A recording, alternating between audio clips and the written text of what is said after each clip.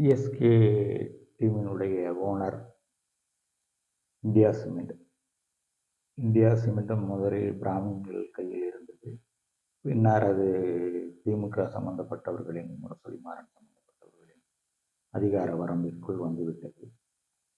இப்போது India cement தான் சிஎஸ்கேவின் owner.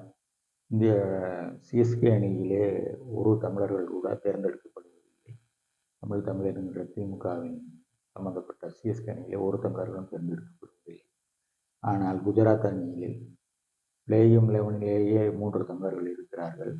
மொத்தமாக 4 தமிழர்கள் அந்த அணியிலே இடம் பெற்றிருக்கிறார்கள். குஜராத் டைட்டன்ஸினுடைய ஓனர்கள் ஜெர்மனி நாட்டு ஒரு ஸ்போர்ட்ஸ் அசோசியேஷன்